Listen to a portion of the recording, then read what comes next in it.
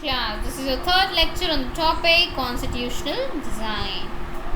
What we can learn from the story of South Africa, the struggle of South Africa, that we have a question that why do we need a constitution, and the South African constitution inspires democrats all over the world, that a state denounced by the entire world till recently as the most undemocratic one is now seen as a model of democracy.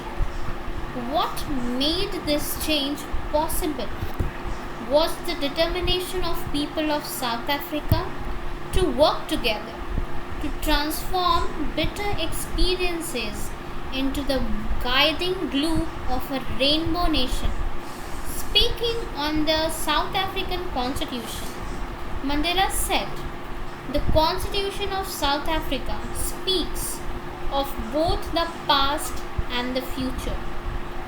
On the one hand, it is a pact in which we as South African declare to one another that we shall never permit a repetition of our racist, brutal, and repressive past. But it is more than that.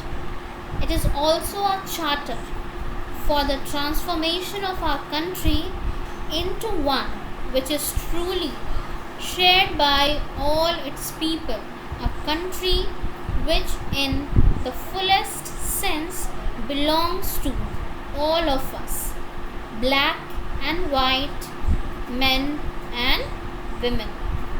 The Constitution.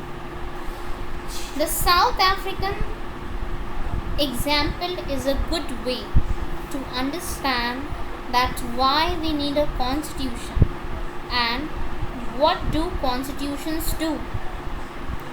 The oppressor and the oppressed in this new democracy were planning to live together as equals. It was not going to be easy for them to trust each other. They had their own fears. They wanted to safeguard their interest. The black majority was keen to ensure that the democratic principle of majority rule was not compromised. They wanted substantial social and economic rights. So, though they have decided that both the white and the black should have a common constitution and that should be based on democratic values, but there was some fear in the mind of the people because they had a bad past. And here, both the oppressor and the oppressed were planning to live together and both wanted to safeguard their interest. Both wanted to have substantial social and economic rights. The minority was keen to have or to protect its privileges and property.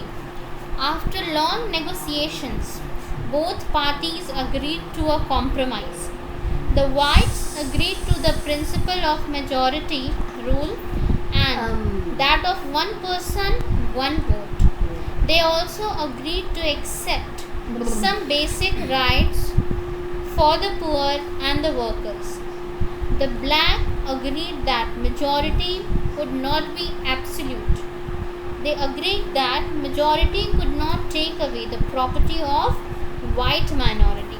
So after having a long debate and discussion, because both the party wanted to protect their interest, so they have come some compromises like the majority rule will not take upon the property of the white minority and there should not be any absolute rule of the majority. See, when you do something on the basis of compromise, there is always a chance or there is always a fear that maybe somewhere in the future your trust can be broken by the other person. So this compromise was not easy. How was this compromise going to be implemented? Even they managed to trust each other. What was the guarantee that this trust will not be broken in the future? Obviously, the compromise done by both the party, the white minority and the black people, it was not easy for them to accept and gain each other trust, because there was a fear to that trust may be broken in the future. So what was the solution to this problem? Yes, there is where the constitution arises. There where you can ask or you can think about the constitution.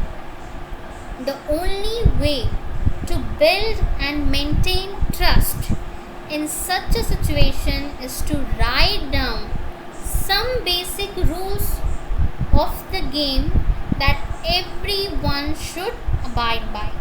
So you can take here the example of some sports, that there are some common rules in every games. Why there is the rules in every game? So that each player should know that what they have to do and what they don't have to do. If otherwise, they can become a dominant over each other. Similarly, it is very necessary in a society to have a basic rules written, and these rules also determine what the elected governments are empowered to do and what they cannot do. Finally, these rules decide the rights of the citizens.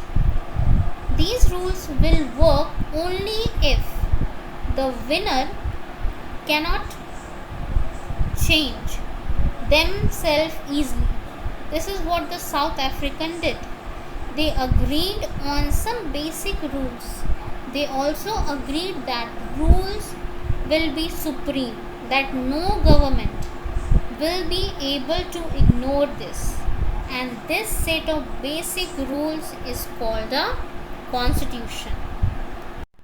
So we have discussed that constitution will only work if winner cannot change them easily. It means that whatever the basic rule decided and accepted by the people should not be changed by the government very easily, because it may break the trust of the people on the constitution, because all people have agreed to follow the rules. And constitution making is not unique to South Africa. Every country has diverse groups of people.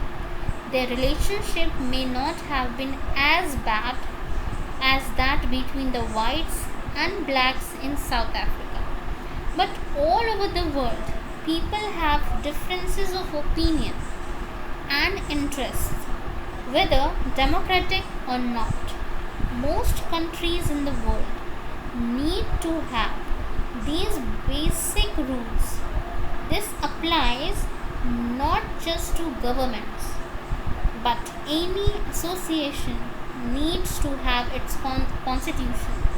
It could be a club in your area, a cooperative society, or a political party. They all need a constitution. So constitution is not meant for only government.